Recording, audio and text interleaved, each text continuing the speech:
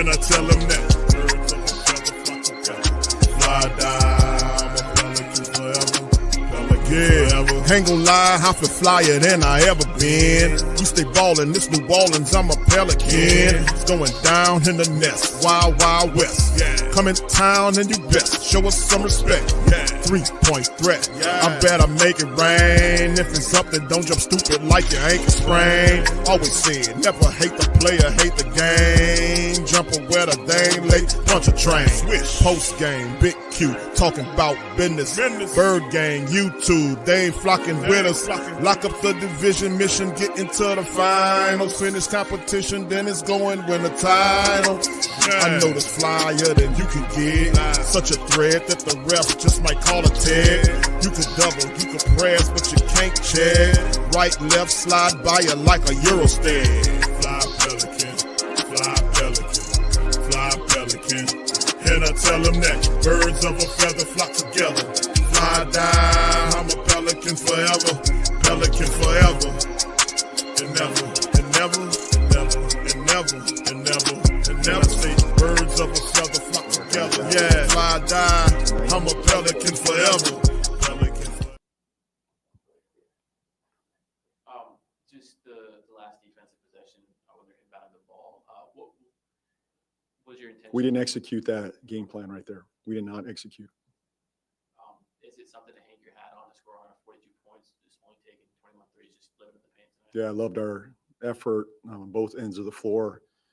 Guys are buying in. Our identity continues to grow no matter who's out, who's in. The guys showed great resiliency tonight, toughness, physicality. I thought we were the aggressive team, put ourselves in a great position to win a game, and really proud of our efforts. Do you like how Derek started attacking Rudy Gobert in that game and took that last shot in regulation? Did you feel it was a good shot? It was a shot we went to, and we executed it. We got a good look there. It's a shot he can get to, and trusted him in the moment, and, it almost dropped for us. But, he's made big shots. He's ready for these moments, and he'll learn from them, and I'm really excited for his progress, throughout the season. What do you say to the group? I know, JB, that things aren't going the way you want to, but we see the improvement, like we've been saying, statistically, but it's not showing up in the win-loss record. Is it starting to weigh on guys at all? Do you have to worry about that? You got to stay in the moment, keep believing in your team. It's a mental grind right now. It's a mental challenge. We got to keep our heads about us when everybody wants to doubt. These are the moments that strengthen you as a team. These are the moments that build character. These are the fiber moments. They're not easy, but if you can get through it, there's a reward on the other side of it, and we just have to get there. But we can't hang our heads. We just got to continue to keep pounding the rock. As Coach Pop would say, keep pounding the rock. And it may not happen on the 1st. It may not happen on the 10th. It may not happen on the 50th. It may take 100, 102, but we're not going anywhere. The rock's going to continue to get pounded every day, every night. That's what I expect. The standard is high, no matter who's on the floor, and that's what I expect. Trey had a big night, stat-wise, put up a career high rebound. But what can I say about his performance tonight? Trey was great. I mean, he was active on both ends, defending, rebounding, playing with great pace, active on the glass. He took a major step forward. I thought he was a major part of us staying in this game and building a lead. So I see a lot of growth from him, especially in these moments on both ends. We're trying to be, having become this two-way player. I thought he really took a step forward tonight on both ends of the floor. How difficult is it to choose between the trade-off of having additional ball handling on the court with two guards out there versus the lack of size? And because it looked like Minnesota was putting Fears and Jose in position of being like the low man, which made it pretty difficult on them. But yeah, how difficult is that trade-off in the moment of the game? What do you guys see?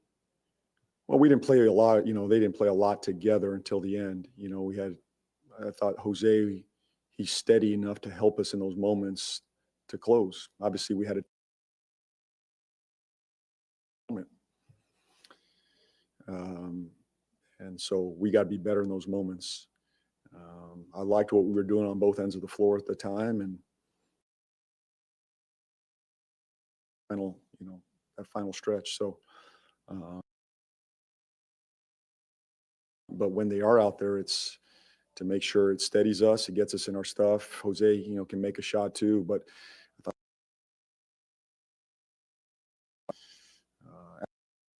we more so for a steadiness, having a second, handler out there. As a team happened just in the last, I think, 7-10 days. Do you see the offense? You're still here writing SOP.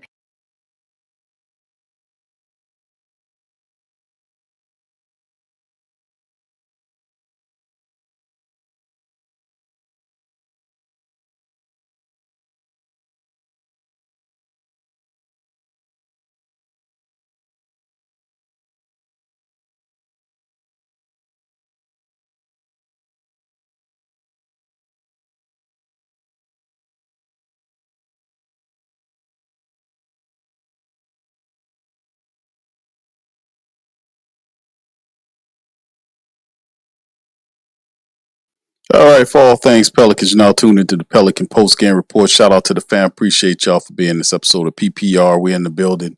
Big QDC recapping the matchup right here. We have some technical difficulties hearing Coach Borrego. Rest of it, as soon as we get that iron out, we'll play the rest of the video if you guys really want to hear it.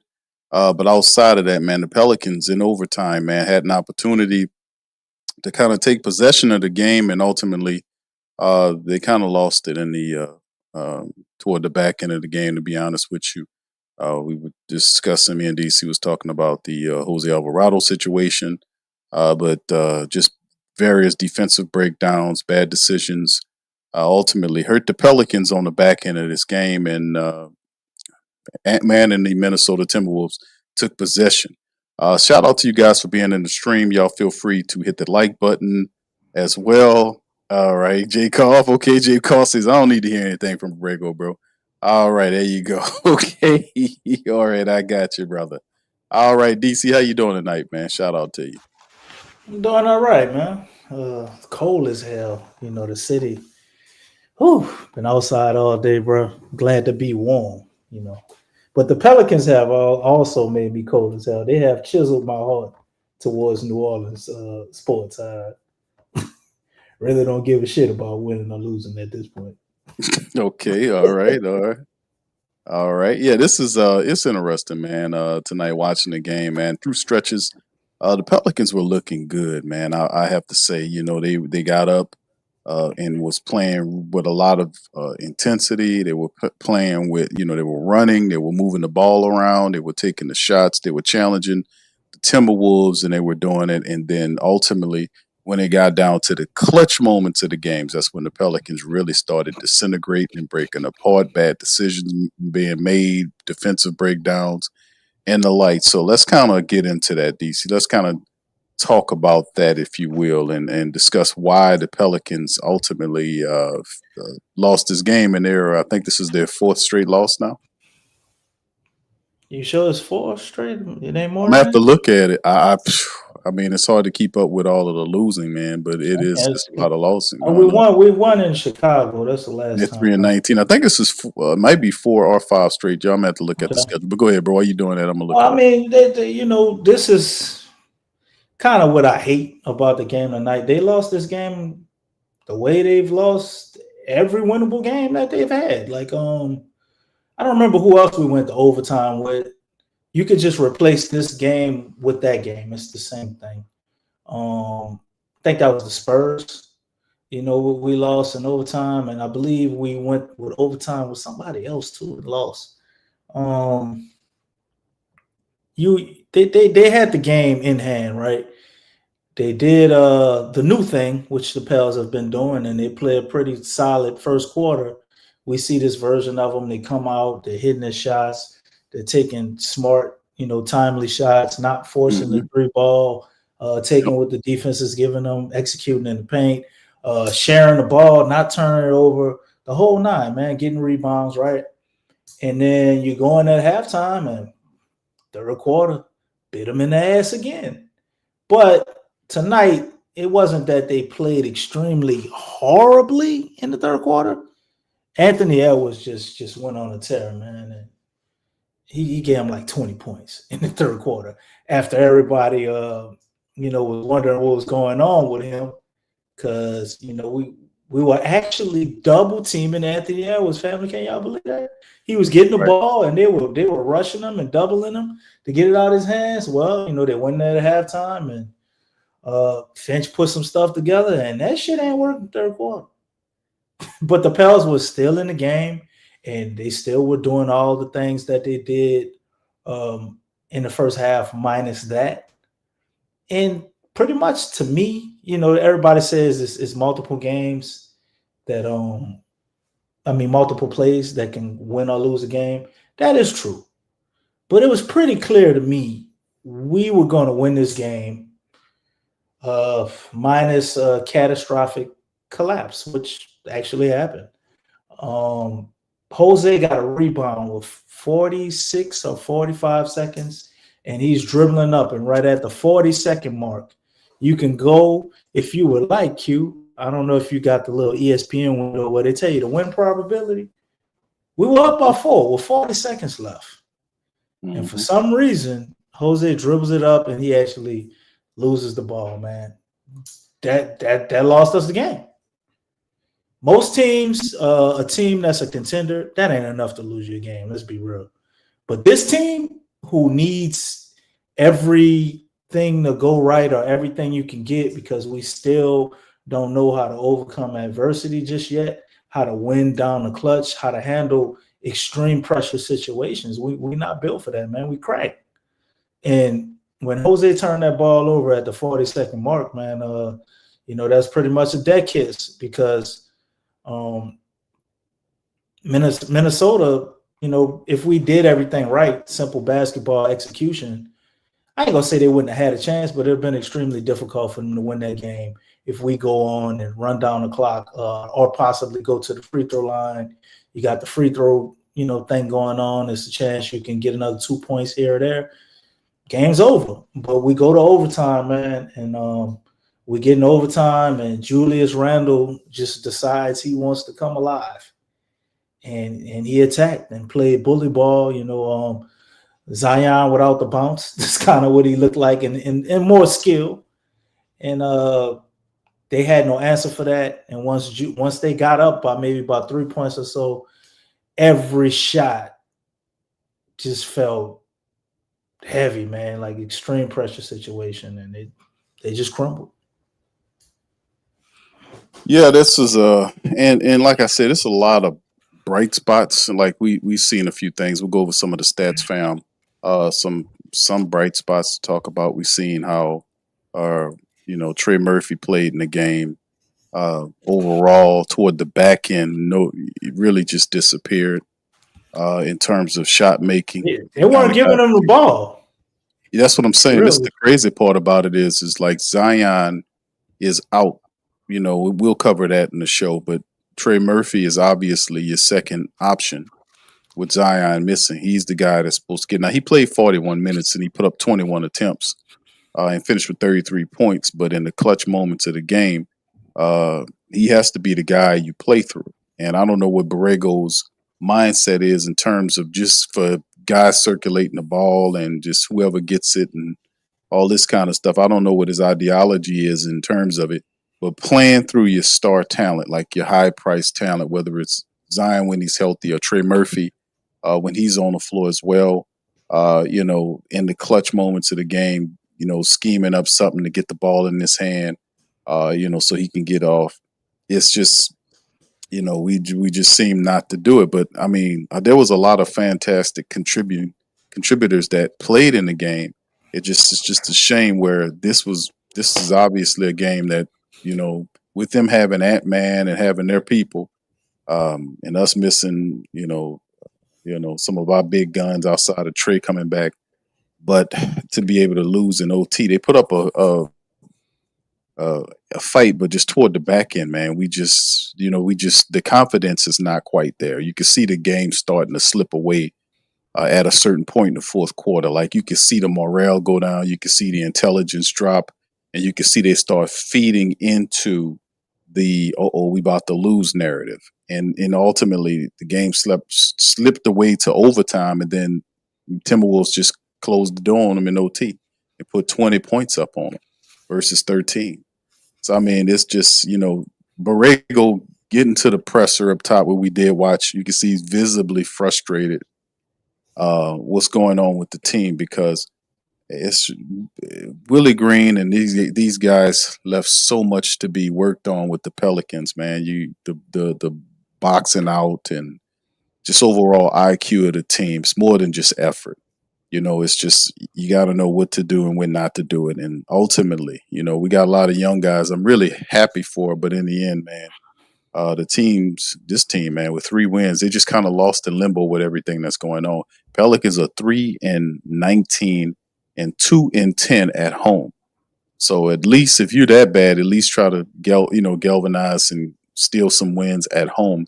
We will face this same Timberwolves team again on Thursday. But let's just jump right into the stats, DC. I'm going to turn it over to you and let you kind of fill in the blanks on what's happened to Pelicans tonight, fam. Did shoot a very respectable percentage from the field. They were 55% on 50 of 91 shooting. They were 12 of 21 from downtown for 57%. Timberwolves 52 of 104 for 50%, and they just lit the Pelicans up from downtown. 20 3-pointers, 20 of 51 for almost 40% from them. Just shooting the ball. DiVincenzo was just knocking down everything, man. That little guy is something else. Pels did get to the foul line. 35 times converted, 30 of them for 86%. That is very good. The T-Wolves also got there, 25 or 29 for 86%. So the refs was letting them, they were calling the plays, and Pelicans did, get that high 80 percentage there. 42 to 41 on the rebounds. Pels edge there. In this thing, they did assist pretty well, but Timberwolves won at 29 to 26. The steals were T-Wolves 7 to 5. So did the blocks 4 to 1.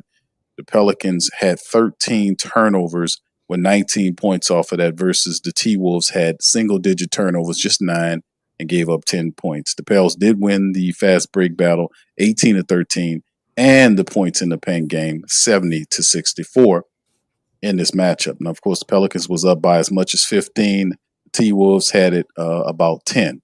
And of course, as you circulate to the individual statistics, like I mentioned, Trey Murphy led the team in minutes played with 41 and points. He had 33 points on 11 of 21 shooting from the field. He was 50% from downtown, 4 of 8, and perfect from the foul line, 7 of 7. Trey finished with 33 points, 15 rebounds, which is a career high, 4 assists, for him and 1 turnover.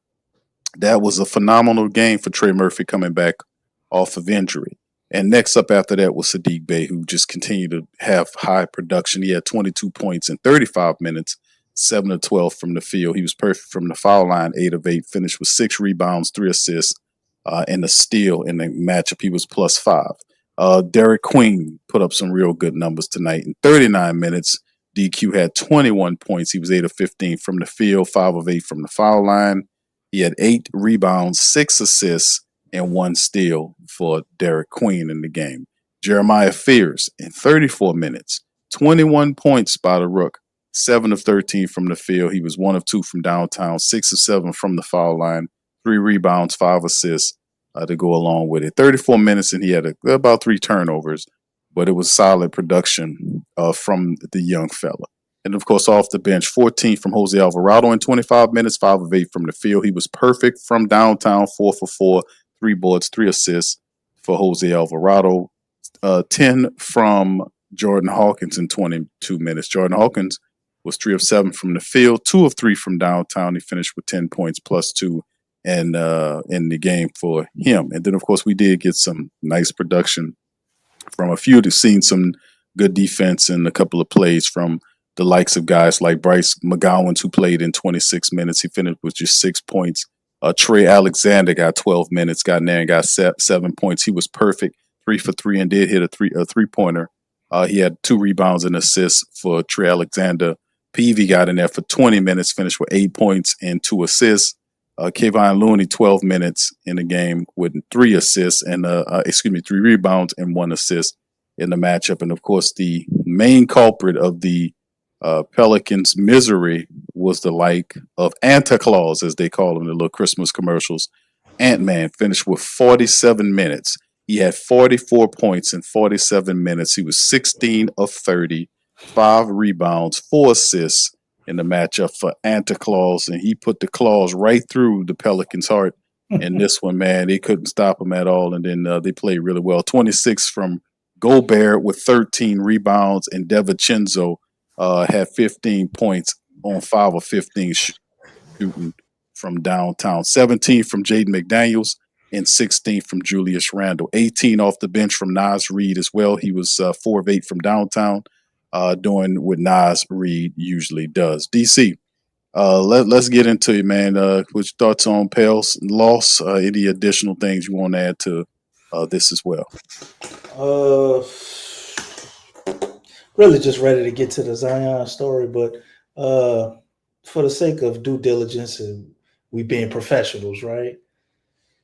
Well, I'll just point out actually a few positives because there ain't a lot of those. Trey Murphy, man, he came back, decided to show up tonight. 33 points, on 21 shots, amazing efficiency, career high in rebounds. Trey was out there getting boards tonight, man, 15. Hopefully that's something that can continue and we can see grow and transition. Also 4 assists from Trey and only 1 turnover.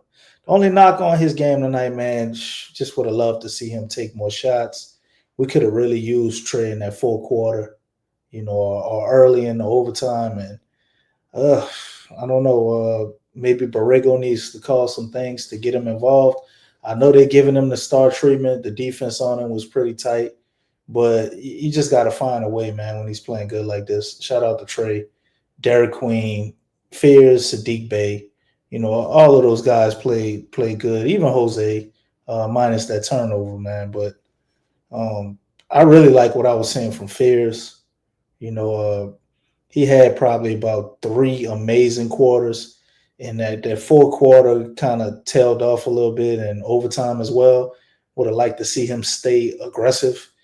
Seems like he had real good confidence tonight, man. He was extremely efficient, and he kind of had it going, man. I would have liked to see him taking a few more shots and just kept his foot on the gas. Like there was a point during overtime where he had like a clear runway. I mean, you could say Rudy Gobert maybe was trying to bait him.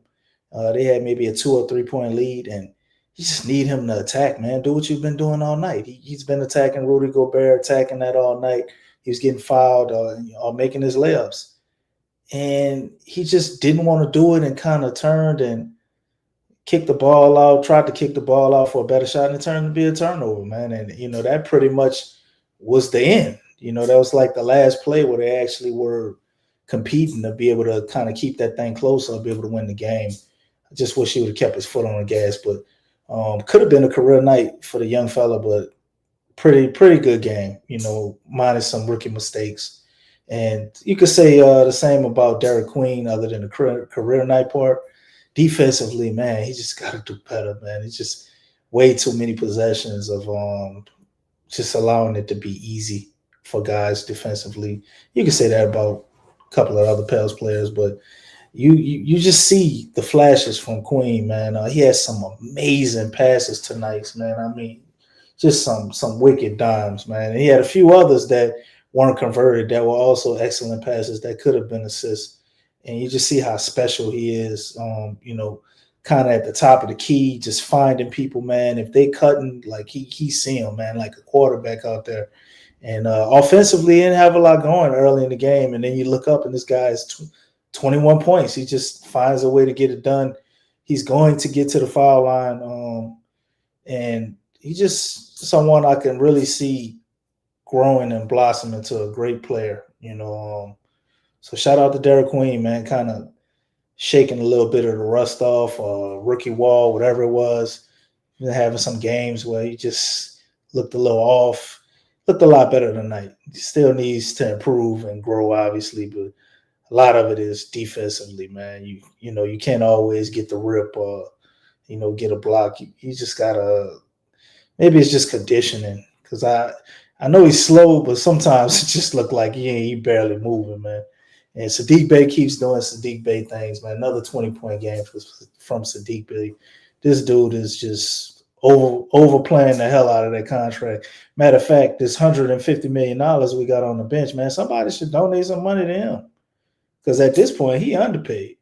You know what I'm saying? Sadiq coming in, showing up, man. And at times, he almost looks like the goddamn lead player for moments in spurts. You know, I can't even say a big game from Sadiq tonight. This has been, you know, what he does, and he just continues to do it. Didn't have that elusive double tonight, but showed up in the points department. None of the threes went down. That was crazy for Sadiq, but he still found a way to be extremely efficient. You know, so shout out to him. And Jose Alvarado, man, as well as Micah Peavy. You know, those two guys gave some punch off the bench, along with Jordan Hawkins. You know, he looks like he's getting his swag back. I don't know if Borrego maybe been whispering in his ear or something. He just seemed a lot more aggressive to Hawk, man. A lot of those shots he took weren't falling, but minus maybe two of them. One of them was a block. They just looked horrific, but they're pretty clean looks, man. And I could see him getting into a groove and actually looking like some version of Jordan Hawkins that we saw his rookie year under James Borrego. But all in all, I thought the bench was solid, man. Did more than enough for us to win the game. We just couldn't bring it home. Yeah, it most certainly it did, man. It just like I said, these breakdowns, man, toward the back end of the game, it's like mental, man. You can see them sliding, man. You can see it happening. I'm like, oh man, here come the mistakes, here come the bad decisions, the turnovers, all in it at these inopportune times. Where we need to get smarter in these areas, and I think that's where it is, because the effort doesn't mean anything unless you could do it for the full summation of the game, and that's where we struggle. Coming up next, the Pelicans will have an opportunity to get some get back against the Timberwolves. They play the same team in the Smoothie King Center on December the 4th, 7 p.m. tip-off time. Pelicans looking for some revenge. If they won't get some revenge against the T-Wolves, now is an opportunity to have DC a couple days off. The matchup indicator predicts that they have 22.4% chance of doing that. And of course, damn, it went down. Shit, they gave us a better percent the first time, huh? Well, I mean, the thing like is, 23? I don't remember. I stopped keeping account on it, bro. Because regardless, a lot of what the Pelicans are doing, man, it's just kind of feeding right into the narrative of, you know, not handling business for the full summation of time. We have players that are out that potentially was supposed to come back. We know Herb Jones is one of those players that was estimated to come back on December the 2nd. Of course, he was ruled out. Jordan Poole was also ruled out for this game, as well as Carlo Mekovic. We'll get to Zion Williamson after this breakdown, but Eves was also out with soreness, foot soreness, and something dealing with his ankle, I believe. So they were down a couple of people, but some of our big dogs, getting Jordan Poole and Herb, and especially getting Poole back, and his production could help the Pelicans, man. So this is what we facing, man, coming into Thursday. So what was you thinking on that, DC? Let's preview this. Do we really need to just run back the tape? Well, I mean, usually it's difficult for people to beat you within a few days in your own building again. So I mean, you talking about a team, but how many win? Did we even win in our own building? We probably got one in our own building. You got two. You got two wins. Two of the three wins you have is in your building. Yes, it is. I don't really think we have a home court advantage right now, so I don't think that stands for us. But I will say this: if the Pels, their mindset coming away from this game is we really should have won this game. But sometimes I don't know if they view it, you know, the way we view it, man. Do they think they really should have won this game, or did they feel lucky to be hanging in there with Minnesota? And only those guys know that. So if they had the mindset that they should have won this game, they let it slip away and they're actually pissed off because they know they were supposed to win this game, I think they can beat Minnesota. I mean, you Well, I saw mean, tonight. We're more than capable, and yeah, but we this team could get get pissed another off. player or two back, in a day or so. But wouldn't hold my breath on that with the just deception and lies of whoever runs these medical listings, because everybody's been supposed to come back. Seems like for the last 4 games, right, Q? Tell Yeah, me we looking at it especially right here. Everybody's supposed to especially come back. Yeez especially wasn't even Jordan hurt. Poole. Yeez Yeah, wasn't even on especially the injury report, and then he all of a sudden he just misses a game. uh, Sore ankle. especially Jordan Poole. And Man, Herb Jones has been out for a while too. So uh, I don't these think Jordan Poole won't play. I think man, I don't know. I don't know You what think he's is still going hurt, on. or he just pissed off about something?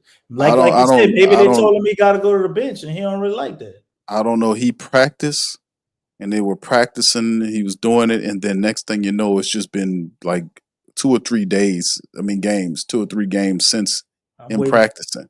I'm So I waiting for don't. him to be going 1-on-1 and 2-on-2 and 3-on-3. But see, this is that foolishness that Griffin did. But the interesting thing about it all, man, is just if Joe Dumas really wants to, and listen, and I'm gonna tell you something, fam, uh, about the whole process. He's gonna have some difficulty kind of working this thing through. The season was literally ruined by Gail because she was playing favorites and wanted to keep Willie in town until she can't. She got really tore up and burnt up by the fan base uh, to force Willie out of here. Now, in terms of the health staff, he's going to have a great amount of difficulty trying to get this health staff, because we coming back to the health staff question. This is something we talked about before with the Pelicans. Not only the ineptness of the leadership and not knowing who to pick and how to pick, and just focusing on making money and all this stuff, because most of these guys on top of the team, like Dennis Lauscher, they're not football or basketball people. They're not. These are just opportunists that are just making money. The whole deal with the Oshner sports medicine thing has been a bad move for the Pelicans since they went over there with Oshner, and all of a sudden they're locked in. So if Joe Dumas wants to do something with his health staff, he's going to get resistance from the president that's above him, because this dude is sitting on the board of directors for the hospital, and they have a deal signed. They just read up last summer with the same health staff. So we're not seeing the results. We're seeing all of these players, and I mean the really expensive ones. All of the expensive players, from Zion Williamson's $39 million. Herb Jones can't stay off of there. That's what I was like. I like Herb, but Herb's been hurt a lot lately. We can't count on Herb. When Sadiq Bey made it here, it made me understand why, to me, Herb has become really kind of expendable. 13, $14 million. Sadiq Bey is really outplaying him. You don't want to know the weird thing, Q? I'm about to tell Yes. you something that's really weird. Sadiq Bey is outplaying her, right? Mm-hmm. He was a high draft pick, and he's done a lot, in his career right now. But looking at Sadiq, wouldn't you think he was older than her? He's actually younger than her. He's a year younger than her, man. His game is and that's another thing you credit Joe Dumas. Like, it's a few things people are kind of upset. They thinking the decision with Willie Green was Joe Dumas. I kept telling people that his hands was tied, that he would have gotten rid of Joe Dumas. I mean, excuse me, he would have got rid of Willie Green before the season started. And Gail was preventing him. That was one of the caveats that he started the team for. Remember, they asked him, was there a mandate? The mandate question was asked. Mandate. Joe Dumas denied it. He said there is no mandate, that he can do this, that, and the third. And he did it. He traded players. He brought in. He's supposed to say that, right? You're not Right. He's not supposed to go against her because she's the owner. She cut the checks, right? So he had to disagree with that, right? He had to say, nah, it's no mandate. But now we know the truth. The truth is there was a mandate. The mandate was to protect the coach, who she had, fondness of their family, the wife, whatever the case may have been. But with him out of here now, the fact is, if he really wants to turn this around, he's inherited Zion Williamson and all of the stuff that comes with Zion, which is the health stuff, whether it's from his side where he comes in here and all this kind of stuff. And now the staff, we can't keep none of these players. It's not just Zion Williamson. Look at all these other guys. And some people say, Q, them guys are not hurt. But, regardless of not, man, Carlo Mekovic, Herb Jones, they're going beyond their timelines. Jordan Poole was practicing, stopped practicing. I don't know what's going on with that. All I know is the team has 3 wins, and but Borrego basically said the other night is that they got all the time. They got many games left. So, we all understand that they're not trying to make a rush to do anything or try to win any games. The way they're holding these guys back, they're not trying to get them back on the court, to try to make anything happen. They're just going about the business the regular way. And like I would love to hear from Joe Dumars about right now. I would love to hear from Joe Dumars what's going on with this team. I'd love to hear from Joe Dumars his thoughts on Zion Williamson. Of course, a lot of that stuff he's not going to tell you. But if you look at it, and when I put the poll question out there for the family members on the community section is it time to give up on Zion Williamson? And what I mean by that is it time to drop the experiment that was Zion Williamson? Zion's been here for 7 years, family. He's been here for 7 years. 7 years Zion's been here. And it just has not worked out for us. I mean, you can't build a team around a guy that can't stay healthy. Whether his fault or not, we can't do it. It's not a smart thing to do. I like to go a step further and say that what if Joe wasn't allowed to trade Zion? And who would stop him? All of this is a part of the plan. What plan would that be? The plan to let him ride out for the rest of the season, and we trade him in the offseason, man. Some things look extremely weird, like the hamstring and him still doing the back-to-backs, and it's so many goddamn things. It's like, wait a minute. We got a new president of basketball operations. Vice president of basketball operations, and a senior president, because Troy Weaver isn't actually the GM, right? No, he's not officially. We don't even have an official GM. No, you don't. Correct. But a lot of the things seem exactly the same like when David Griffin was here. Extremely the way that they handle the injuries, the way that they handle Zion's, all the way down to you got 12 minutes in a quarter, right? Zion can score 8 straight points, and it doesn't matter. They're taking him out at the 8-minute mark. And they was doing that when he wasn't healthy. What is this shit? And we constantly like, why Zion ain't playing back to back? So maybe they are trying to preserve him. They just want him to kind of make it through the season. You pick a point where he got it going, and you feel confident you're not gonna get hurt. Let him build up his trade value, and we moving on, man. And I think a lot of these decisions were made before the season even started. They knew they were going to trade him. We heard the whispers from behind the scene that management wanted to trade Zion, right? After the last thing happened with the girl and went to his house and all of that, Miss Benson, that was it. Joe Dumars probably talked some sense into her of not rushing to just trade him right now. Let's build his trade value back up. Well, it's not looking so good right now. And then you look at the trade that we made for Derek Queen, giving up that first next year. Maybe they feel confident they can get a first back in 2026 from somebody. Mm-hmm. And if I know I'm gonna try to get a first back, I'm not even thinking about doing a trade till after the draft lottery to see what teams they'll take serious and which ones they won't, right? So you got a lot of things that are just lining up, man, and looking like as much as we wanted them to try to contend and do all this stuff this season, they pretty much already didn't care. They didn't care about winning. That's why they didn't fire Willie Green. They didn't care about winning. That's why we got the same damn medical staff after all of them damn injuries last year. They don't really care. Only thing they probably care about right now is getting Zion trade value back up at some point whenever they feel he's conditioned and in basketball shape and they can unleash him. And then probably doing the same for DeJounte Murray and maybe even Jordan Poole, because he might be an asset that they move at this point. Because we were just talking about his injury shit, right? Jordan Poole played what is this, like his 5th year in the league? I don't think Jordan Poole has ever been injured for this long. And all of a sudden he come to the Pelicans. Man probably played 82 out of 82 games his whole career. Now he come here, he'd have missed about a good 10 or 12 games already, right? So Yeah. it's just the same thing, man.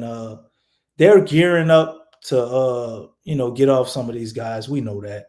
I think maybe a team like Sacramento, because Joe Dumars' partner is actually a GM over there. Remember we talked about that? Yeah. So we probably could be getting somebody from Sacramento. Don't get too excited because it could be some shit like Zach LaVine or something. You ain't no telling. I ain't saying we getting Sabonis, but they got to have something up their sleeve. And then I think back to the off-season presser and Joe Dumars, and they asked him about going to the playoffs and all of this. And remember what Joe said, right, Q? We just want to play competitive basketball. You remember that? Yeah, he kind of swayed away from that. He made sure to temper those expectations because there are no expectations. This is a developmental year. It's always been a developmental year. I'm sure they would have been okay with obviously playing good because we don't have our draft pick, but the plan would have still been the plan.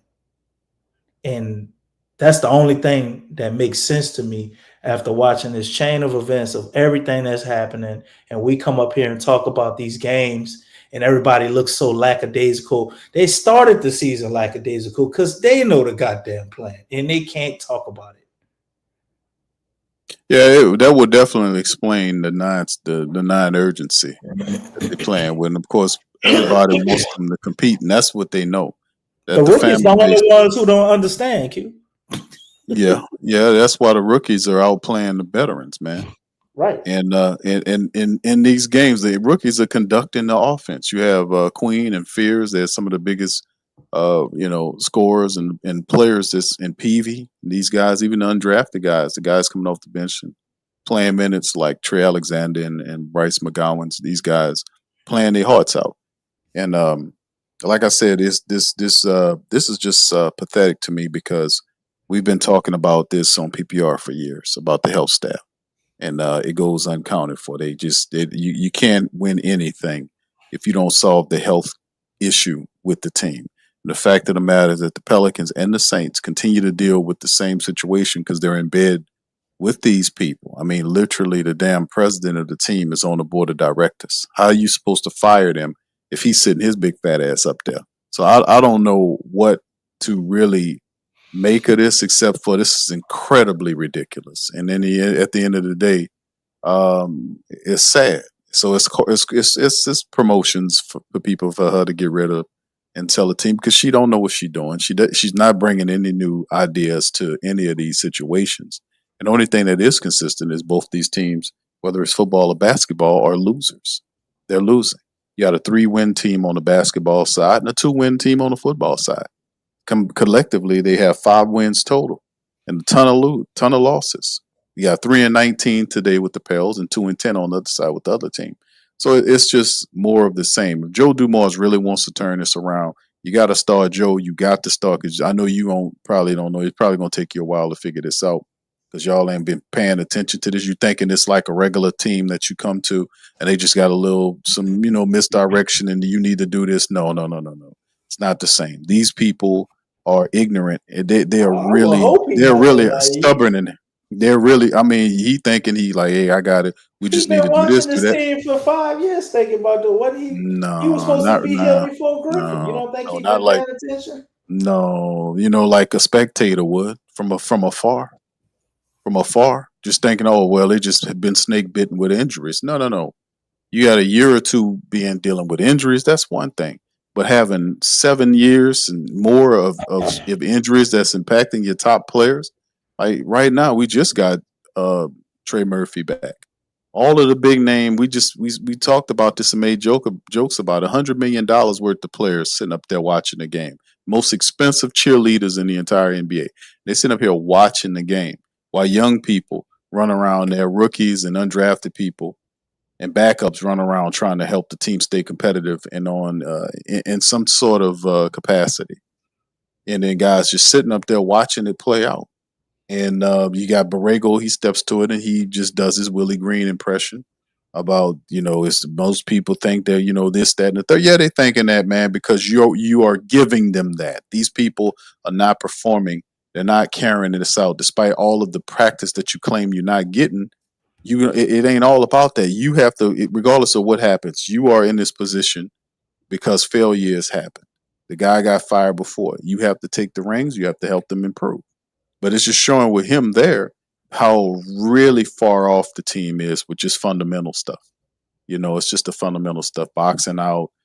They did hit well on the free throws, offensive rebounding, getting back on transition, circulating the ball, movement, constant movement. This type. You can see in later on in the game, the movement stopped. Then they start gambling on passes, throwing the ball away, making dumb decisions. You got to build up the overall IQ of what's going on, and it's taking too long to do that. And I think Borrego's had at least 10 games now, I want to say, since he's been here. So it's repetitive and it's getting boring and it's lame because people are tired of seeing it. And by the way, let's just do this article, DC, and you can just jump on it. Pelicans, Zion Williamson. Y'all heard this from earlier today. I would have did a flash report, but I couldn't get to it. Pelicans, Zion Williamson out for at least 3 weeks. I would contend that Zion Williamson, you won't see him until 2026. I promise you that you won't see him until they say 3 weeks. More than likely, it'll be a month. He gonna come back with DeJounte Murray. Huh? DeJounte will come back before him more than likely. Watch. God damn. Pelican star Zion Williamson had a grade 2 right hip abductor strain. The team announced on Tuesday. Williams, who already missed 11 games early this season, will be reevaluated in 3 weeks. This is ESPN's Sham Charania. Williamson missed 8 straight games in November because of a hamstring injury. He recently missed 2 games after he returned from that injury because the games were a second of a back-to-back set, respectively. Williamson, 25, is averaging 22.1 points, 5.6 rebounds in 10 games this season. His 7th with the Pelicans. Since being drafted with the number 1 pick back in 2019, Williamson has played in 224 out of a possible 493 games. That's 45% for the Pelicans, according to ESPN research. The last place Pelicans, who are now 3-19, entered Tuesday with the NBA's worst record. New Orleans has a minus 3.0 net efficiency this season with Williamson on the court versus a minus 13.9 net efficiency when he's off the court, according to ESPN's research. So Zion is going, I said, for a month worth of games, to be honest with you, because they're going to take their time with Zion. Y'all already know what this is. So anyway, this is the question I've asked in the poll question. When I say give up on Zion, I mean the experiment that the Pelicans have been doing for the last several years. Has Zion played his last game for the Pelicans? Latest injury should set up needed separation. Williamson expected to miss at least 3 weeks. CBS. And we talked about it here. And then we mentioned all the games that he lost. The Pelicans turned over their front office last offseason, while Joe Dumars and Troy Weaver haven't exactly earned pundits for their work in New Orleans thus far. They have less invested in Williams than previous regimes did. They even traded a haul to get his replacement.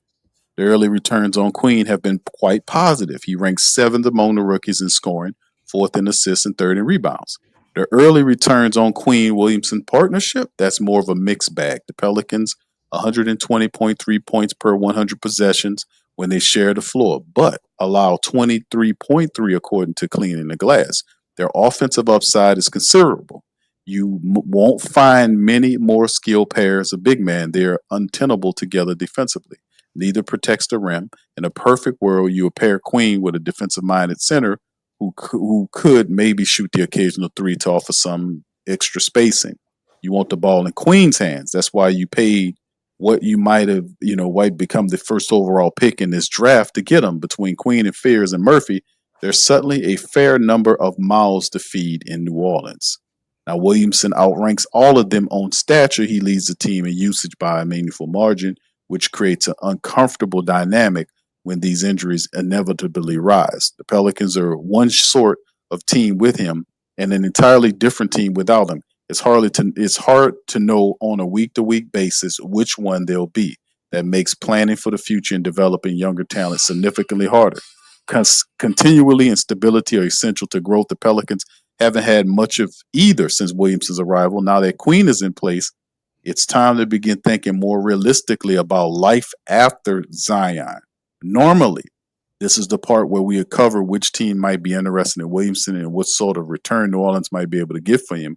At this point, though, the idea of some team wanting him enough to trade a substantial package is unrealistic. If the Pelicans can't rely on him, it seems unlikely that another team could. Williams' true value right now lies in contract, not his production. So anyway, DC, I ain't gonna get into the rest of all this article because it's actually a pretty solid Well, article. they're getting. People They're don't wanna probably watch. gonna get at the that contract where he got to play so many games. You know, all the games that he missed take a chunk of money out of his pocket. So they definitely gonna dock that pay, right? So Hold even on, if DC, just a second, my brother. Let me do one thing. Let I me pulled that address up this. too, the abductor Yeah. strain, grade 2, Yes. 4 to 6 Yes. week recovery time, moderate injury, significant. Yeah, I was gonna get to Yeah. that, but you go ahead, you got it. Yeah, that's the thing that we usually talk about when people are like, what the hell is that? Well, according to some medical journals online, Nationwide Children's Hospital, Cleveland Clinic, Mayo Clinic, Washington Orthopedics, and Sports Medicine, an acute grade 1 or 2 strain of the abductor muscle is an intense pain in the groin area, like a sudden stab with a knife. If the athlete attempts to continue the activity locally, a hemorrhage and swelling can be seen a few days after the injury. So is this? They say it's a grade 2, and I think they only grade 1 or 2. Yeah, it's a Strain. grade So 2. go It's ahead, a DC. You grade got it. 2, and it's gonna be you're gonna have weakness in that leg, difficulty walking, bruising, all of that stuff, muscle spasms, uh, and basically it is an actual muscle tear. But the beautiful thing about it, or the good thing about it, is it don't require no surgery. You just treat it with what they call the Rice method, right? Everybody knows that: rest, ice, compression, elevation. So 4 to 6 week recovery time. So for Zion, it'll probably be about 8 weeks. But I think that's the positive you got out of this. He will play again this season, obviously, and I don't think there's any chance that this can be like the whole weird thing we had with the hamstring. Remember that? And then the foot injury and just all of that weirdness was like, hey, he's coming back, and he just be out forever. So I don't think there's any way that they can do this.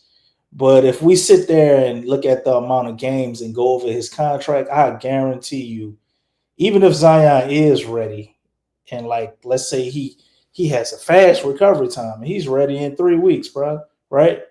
They still gonna make him wait probably about 5 weeks or whatever it dictates on how many games he misses to get paid what on that contract. So that's always gonna be a thing.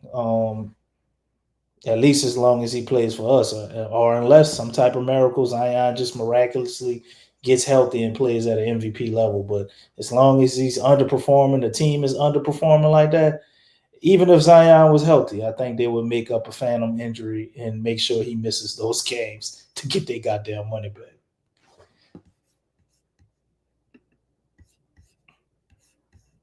Yeah, it's just a sad situation, man, dealing with Zion Williamson, man, and um, they're saying if people asking in the chat. First of all, shout out to you guys. Appreciate you. One of the family members said, Q, why they got 2 streams going on? Well, one of them is a vertical screen, a stream that they're doing. This is a new feature that this software offers, where it has the original or the manual, or I guess what you would call it, the portrait version, or the long version of the stream that you're accustomed to watching on television. The other one is a vertical stream, this screen that's designed for your phone, for your smartphone. That's the difference. This is a feature that they're doing. So that's just explain that. And in terms of where Zion and how did Zion hurt, where did this injury come from for Zion Williamson, just to give the family members some backdrop on it. According to Yahoo Sports, Zion suffered this abductor injury during the Pelicans' November the 29th loss to the Golden State Warriors. That's when he developed this injury, for those who wanted to know. It happened during the game. All right, so so the question is, thank you, Tech Blitz. Shout out to you. Appreciate all y'all, man. Jaden Lavelle. Just want to get everybody a shout out, Hey, man. shout out to everybody in the chat, man, because y'all Thank could you, have been man. quick like the Pelicans. Well, y'all still in Yeah, there. exactly, man. That's what I'm saying, man. And that's the Appreciate point it. that I always want to give a shout out to our fam, man, because it's frustrating as it is. We can just like, yo, man, we're gonna just shut it down till the Pelicans start winning. But we more professional than this team, man. We are more consistent than our team. That's the frustrating part, is that we can be consistent. You guys can do it as well. And I mean, the Pelicans, look what we're doing. We're here every night or every other night talking about this team with 3 freaking wins. It's a laugh of the NBA right now. People making fun of the Pelicans, but we still here supporting. YBNG, Don, shout out to you, brother Don, Miggy, like I said, Lavelle, TFP, Dorlissa, big ups to you, OG Jerry, Jacob, Jaden. Let's see, Isan, shout out to Isan Wellington, Rahman, 18, shout out Stephanie, good to see you, Thomas Taylor, big ups, Mary K, shout out to you as well. Owat, shout out to you, fam. Appreciate you as well, man. Appreciate you. And like I said, man, thank y'all, man. Tech Blitz, Slim, big ups to you, man. Appreciate y'all forever, man. Brother Jan, much love, brother. I see you in there as well. I think I got everybody. If I didn't get you, y'all, just give me what's up, brother Lionel? Shout out to you, brother. Good to see you in the chat as well, man. If I didn't get you, give me a shout out. What's up, Kelvin? Shout out to you, man. All right. Much love, bro. Appreciate you, man. Dr. Williams, sir. Shout out to you, my man. Thank you. You might need doctor. I think the Pels are sick, man. You might have to perform an operation, man, and put a heart in their chest or something. What's up, Brandon? Shout out to you, man. Good to see you as well, man. I think I got everybody. If I didn't get you, just give me a shout out. And me or DC will give you a shout out as well. What's up, Ross? Shout out to my boy Ross, man. Big ups, brother. But yeah, this is the thing. Now that we Jaden, bro. And then, of course, as we move forward, man, we got a super chat here. Yes, Ryan. Thank you, Ryan. Appreciate you, bro. Ryan S 381, excuse me, says, can we do a trade of Zion for Laurie marketing? Will Laurie fit our roster and make it better? Thank you, brother. Let's get you. Hold on, DC. Let's get that. Let's take the money out. Pull it out. Take the money out! All of it! Come on! Wasting my time now, come on! Zion right now. Stop that throwing! Indeed, bro. Go ahead, DC. They taking that goddamn money out of Zion's pocket, man, with this injury. But man, that's interesting, man. Let me look up. I want to see his contract, what Laurie's getting paid. But I honestly think Laurie would be a perfect player for this team. You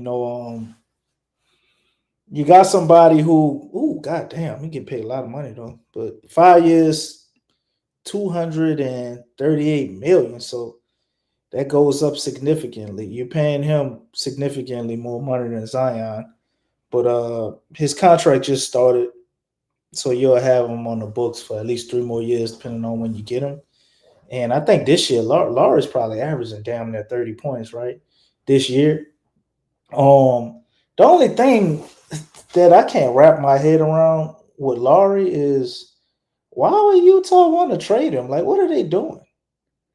I don't get if he's still on the block, like why they would try to trade him. But Laurie for Zion, at this point, if that's what we could get for him, man, I wouldn't hate it. I wouldn't hate it. I think the contract, you probably have to do something else or send another player to make the money work, obviously, because Zion on the salary cap is like $39. Laurie's $46. So you got to do something to make the money work. Are we sending a pick? Or are they just it's just an even player swap? because his game and the way he plays, I could see that working very well with a Derek Queen, Sadiq Bey, Trey Murphy, everybody. The only problem I have, I think, far as a basketball standpoint, is we gonna need some type of bruiser or somebody who can just get us them buckets in the paint, man. When we want to bring some power down low, you're gonna lose a lot of that with Zion, and you're not gonna have that at all. In my opinion, with Laurie, he's more crafty, even though he can score in the paint a little bit, but that ain't really his game. But I wouldn't be mad at it at all, honestly. Then you get somebody who you ain't got to worry about their athleticism with all these damn injuries we deal with. I think we probably could make it work, man. He can stay healthy. He could avoid the curse. Yeah, he make a lot of money, man. Zion at about 39 and Laurie's 46 and some change, but man, Laurie plays, man. That's the bottom line. He plays in he these don't miss games. no games. That's the whole point. And he's right now averaging 28, 6, and 2 on 47% shooting from the field. His 3-point ball is 36%. Like I said, you can't beat it because Laurie plays. Now listen, I'm not We foolish enough gonna to need a dog though, Q. Like I hear you, he's but I'm not just enough. But I hear you, but I'm saying you could play Queen and Laurie together because Laurie could stretch the floor for you. He could hit the three. But Fierce this too. He make life right, easier right, for Fierce as well. right. But that's what I'm saying. What's interesting is because if you get and listen, fam, listen, I'm not trying to throw cold water on this because we getting players like when we got Jordan Poole. Poole is a 20-point scorer, right?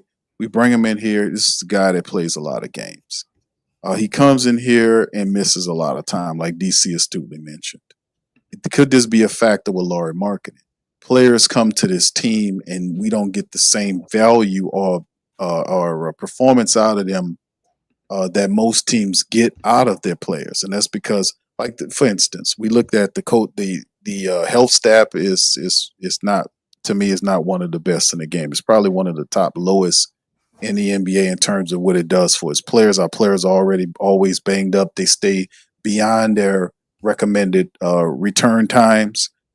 This sort of thing. Guys practice, then they shut them down. It's just not consistent in how we handle business from a health standpoint.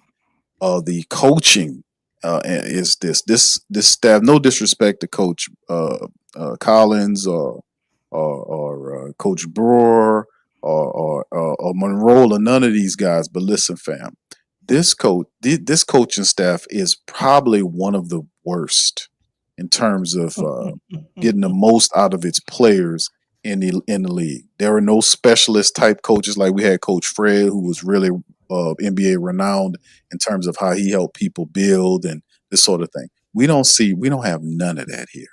The crazy part about it is the mindset and the the non-aggressive or the non-winning mindset of these coaches. There's no dogs here. A coach that's a dog, that has a dog mentality, will draw that out of his players. We don't see that type of mentality from the team. It's like, the Pelicans are known as a dumb, through league circles as a joke. Pretty much, this is my word, as a dumb team, an underachieving team, and are proud of it. Of course, they'll spend some money and they'll get Joe Dumars. Now, I respect the Joe Dumars move because he comes with a resume, a top 50 Hall of Fame player. So he can speak to the players about championships, him being one of the best defenders on Michael Jordan. Jordan gave him them props and winning a championship as a general manager, right? With Detroit, the team he took there as a player, him and Isaiah and those others. So that's a resume. That's credentials right there that gives them some bit of responsibility, some respect. But all the other stuff is way out of the way. Like, I can give Joe Dumars credit for drafting Fears and going to get Queen when other people were lambasting them and making fun of them and calling them before the trade even worked out. Shit didn't even work out all the way. Time ain't even expired yet, and they slamming the man with articles about him giving up unprotected. But look at how Queen is doing. He ain't got the complexion for the protection, Q. Because if Joe, David Griffin did the same thing, you can't tell me it would have been different. They It would have wouldn't. been They the wouldn't. same They would have intensity. gave him. No, it wouldn't have. They would have gave him some leeway. I'm sure they would have See, still critiqued it, but it wouldn't be like how it is with Joe Dumas. They make it like the man should be fired. He's the worst friend like ever. I'm like, damn, he only been right. here for 3 They weeks. they blame the Zion Williamson Blame debacle everything on him. on Joe Dumas, and I've been They saying got people calling for his job right now, man. these I'm like, people don't know what they're God talking damn, about, family. They don't know what they're talking about. Number crazy. one, he's like Joe should have fired Willie. They don't know nothing about what's going on with this team. They just they don't know nothing about what's going on. We've been saying that Gail Benson been at the onset of this. She's the one that protected the man. She's responsible for the coach not being fired. That's Gail's job. He couldn't overwrite her. We kept saying that.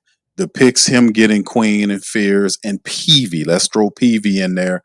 Those guys are ballers. That the future's bright as far as that concerned. He also brought in Poole and Sadiq Bey. Sadiq Bey has really he's outplayed Herb Jones, and I think he should get Herb Jones money and should be starting. Well, Herb can't stay healthy. His offensive game is struggling, and just when he starts to do something positive, he gets hurt again, and then he goes back to shit offensively. He got to reset.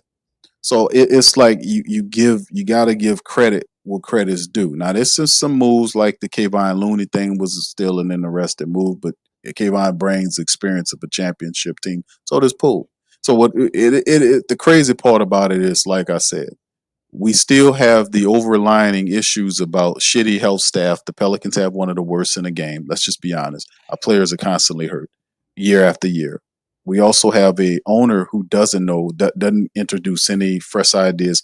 Her thing is to go and hug on players at the end of the game and say, "I'm there support." Ma'am, they don't need no hugs, ma'am. They got most of the people What got more can I parents. do? Right. What more can I do? I'm doing everything I'm supposed to do, but don't want to fire Dennis Lausch as the president of operations. Doesn't even embrace the idea of changing above Joe Dumas. Lausch should not be a president on either professional team. He's not qualified for that. He's just a businessman. Give him a befitting title. But that doesn't even come into focus.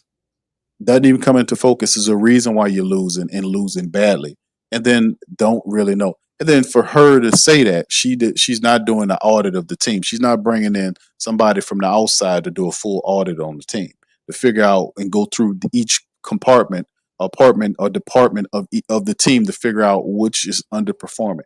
Doesn't even have none of those ideas. Just sit up here and tell you got to be patient. These people are completely out of their mind. And as Joe Dumas stepped in the door, he has to wrestle with the idea of fixing that health staff. Because I'm telling you, he hadn't gotten there yet. But you'll learn, Joe Dumas, you will learn, like we learned, that the problem with the Pelicans, besides the owner, is your health staff. Your health staff is subpar, sir. You need to do whatever you need to do to fix that health staff so the players that you bring in here will be able to play so we can be able to win. Look what Boston doing. You got other teams like OKC, how they players playing all the time and achieving all of these things and doing all this positive stuff, and we can't keep guys on the court. You thinking that they just got four leaf clovers everywhere? No, it's a method to what they're doing, and you need to study that and you need to bring that down here. You don't have to reinvent the wheel. These people be looking at this stuff weirdly, man. You think I guarantee you bring Laurie Marketing down here. I would love that because to me, I've been a Zion supporter for a while. I think Zion Williamson was a player that had a lot of potential. But this fam, listen, when he first stepped in the door, this is year number 7, and we just talking about another injury, an adductor injury, a grade 2 on him with this, and he'll be out for a month. It won't be 3 weeks; it'll be a month that he'll be out. That means for the rest of 2025, you won't see Zion dribbling the ball and trying to help the Pelicans win games to get the double digits. Can we even get 10 wins before the end of the year? Can we get up to around? Can we get to the 10 game win level? Can we get that?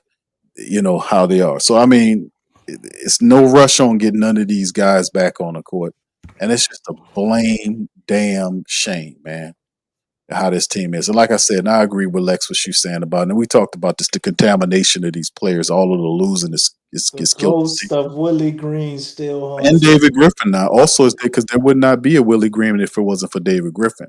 He was the one that also, or as I call him, David Grifter. He was one of these guys that came on the scene with all this soft talk and dogs with. I remember Herb Jones was a dog. Herb Jones is domesticated now. You got Sadiq Bey playing like you supposed to play, Herb. So I mean, these guys are smiling and dapping each other off, and the team losing all over the damn place. Ain't nobody pissed off. What kind of emotion do you want them to display, Q? The same shit you display. Tiredness of losing and not providing a full effort, but still getting paid like you are. That's what I want to see. I want to see a full out effort for 48 minutes. I want to see these damn people play a full game and not sit down there and break down in the last portions of the game. And then Borrego, or whether it's Willie Green or Borrego, who's doing the Willie Green impersonation, getting up there and telling them that he's proud of the players' effort in losing. That's getting tired and old, bro. That is old. You're not going to do. And see, the crazy part about it is Borrego needs to challenge himself and stop saying the same stuff that other dude saying, because you saying that same shit that he's saying, that message gets stale too. You don't think these players and come in here and whether they get blown out by 15 or whether it's 3 or 4 points, thanking them for efforts in losing games, bro. What do you think they're gonna do? If you thanking them and lose, you the coach, you're supposed to push them to do better. So in the end, man, this is where we are. But DC, go ahead. We're gonna close out with that, man. What's your closing thoughts on the Zion debacle and of course the Timberwolves going forward? Well, I don't have no closing thoughts on the Timberwolves. We covered that. It is what it is. The Pels got to show us a spark, or got to show us something different, man. Somebody got to be an alpha. Somebody got to want the last shot. Somebody got to just command or take over. And until we get that out of one of these guys, somebody's gonna have to step up and want that. I think we're gonna continue to lose close games, but if we can, kind of be front runners, we can get some games in there. It's 49 win season all over again, but with the injuries, but the type of way we got to win is still the same. But far as Zion, man, and this whole fiasco, I think the only thing we can do is look towards the future, and how this will play out in the direction we will want the Pels to go. We're in a position where for years we've provided them ideas. And when I say we, I'm talking about all y'all in the chat too. Not just talking about me, Big Q, Lex. And we gotta get back to, I guess, pointing the Pels in the direction we would want them to go. Because obviously, just talking about what's happening presently, it ain't working out. And it's not really that interesting, right? Because we ain't got a lot going on in the present. And even if the Pels do manage to win some games, the season is already lost. So sad to say, but it's another year where we got to start looking towards the future. But at least this year, Willie Green is not here no more. So we got one problem addressed. And a lot of the things you need to do would be finding a coach that's going to fit this core of young players. And then your next tall order, which is a quite difficult one, is figuring out who's going to be a star. You can't win in a league without stars. So if it ain't going to be Zion, then who is going to be? Because like you said, Big Q, we need a dog. Whoever is going to lead the Pelicans or step up, because it may very well be one of these rookies. They may keep excelling their game. And at the end of the season, it could be Derek Queen or it could be Jeremiah Fears. I think they're both extremely talented and possess the capability to possibly grow into that. But our mission right now is to figure out if that's the case, or figure out if we have to try to get that, or do we need to continue drafting to get that. But we need a star player, somebody that can lead this team through talent, hopefully vocal leadership as well. But if they're talented enough, maybe we could figure those things out with vets. But until we do that, man, that's going to constantly be the mission. So, like the trade idea, my man threw in the chat, Laura Markman. I think his attitude and everything would fit with the team, but I don't know how much of a dog he is to me, or exactly like fits New Orleans. But as long as we can have a team that plays like us, I don't think that would matter. So if we did pull that trade, maybe it would be more like you said, Q, on the coach, because certain coaches are able to pull things out of players the same way Willie Green was able to domesticate some guys. Yeah, that has to change, man. You got to have a firebrand at the coaching position that's a disciplinarian. These guys be thanking these players for the wrong stuff. That's rewarding negative behavior, man. You don't be congratulating these players on efforts and they lose it, man. I mean, I just don't like that. That's what Willie Green been doing. He used to get fake mad at the player when they have blowouts, and then even in some of the blowouts, he was still thanking them. So I mean, it's just like this coaching staff that we have, like they've been contaminated with that bullshit, man. Like these guys don't have no dog in them, man. They just sit up there collecting checks. And I think a lot of us are simply tired of it, man. You know, we done with all of the BS, man. So I mean, with Joe Dumars finally, when this year is over with, I believe he's going to clean house, man. He's going to empty all of these people out. You know, all these people that have been sitting up here for years, just collecting checks, not being firebrands in there, not challenging these players to play better and do better, but talking this old nice guy talk, man. You're gonna get your ass up out of here, man. We don't want to hear that no more about being a nice team and all this other I stuff, and mean, we never people wanted to kicking your hear. teeth in. Yeah, people kicking your teeth in, and you sit up here talking about thanking them for effort, and they losing the games. And then he hears. I know he reads and watches stuff because I can hear in his commentary, Borrego's commentary, that he listening to other people blast the Pelicans because of how he be speaking against certain people about being patient and all this kind of stuff. We're not gonna be patient. We've been patient with y'all, man. It's time to put up and shut up, man. Some of these people making a lot of money. You got all these people making all this money and they're not even playing. I don't even think Jordan Poole is hurt. I mean, he was practicing, then he just stopped playing. He stopped practicing. How that work? How a player goes back to practice, they clear him to practice, and he start practicing a couple of times, and then you shut him down and say, "Oh no, he's not ready to go yet." Not even in limited action. How's that work? And you need the guy out there. You got 3 and 19.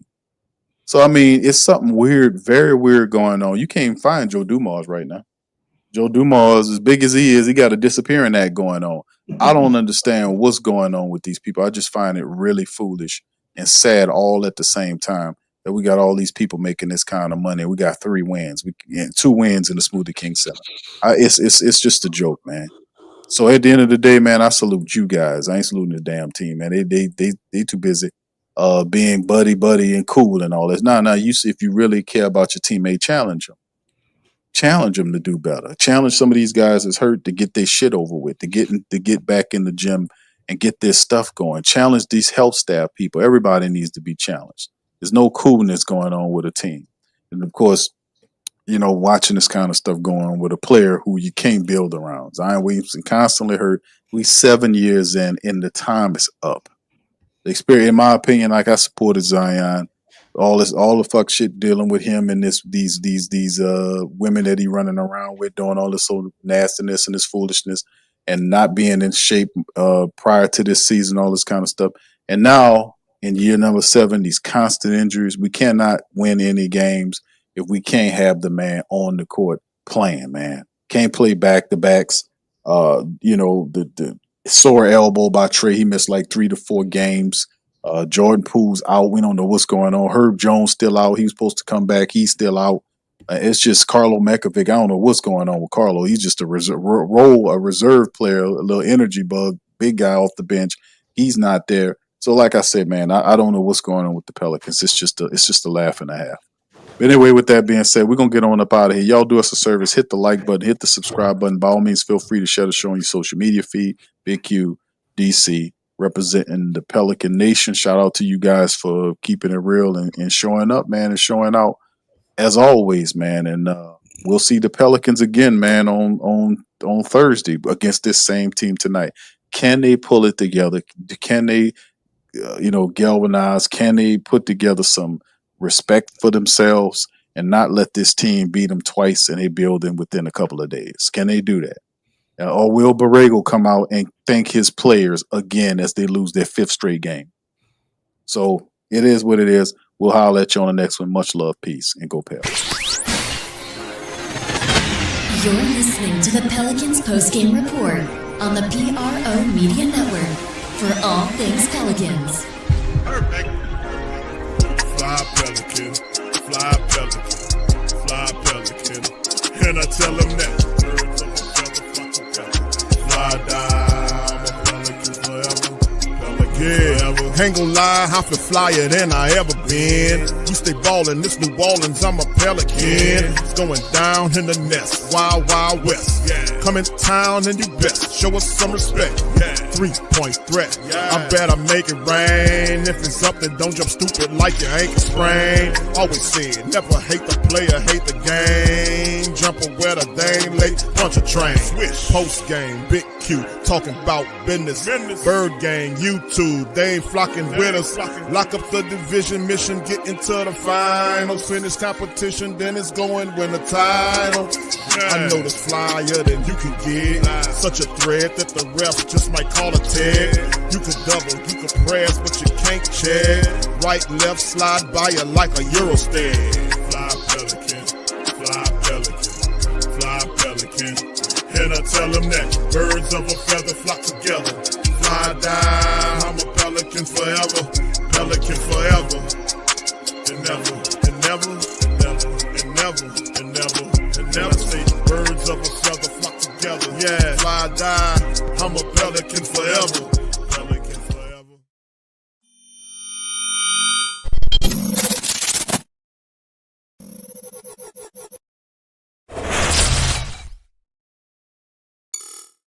Hey, New Orleans!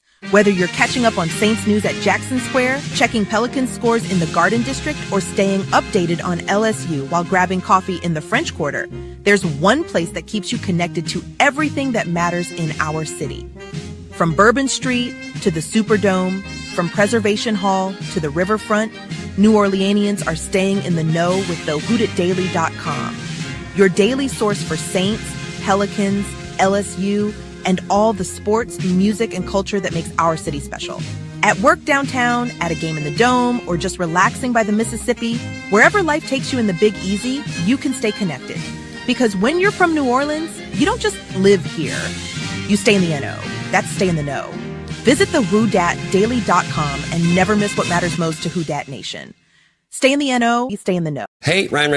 Welcome to the Pro Shop, where we create authentic NOLA-inspired clothing for men, women, and children. From Saints jerseys to Pelicans gear, everything's crafted right here in New Orleans. Whether you're shopping the Pro Shop, the Pel Shop, or the Pro Shop Kids, we've got your whole family covered with genuine merchandise that represents our city's spirit.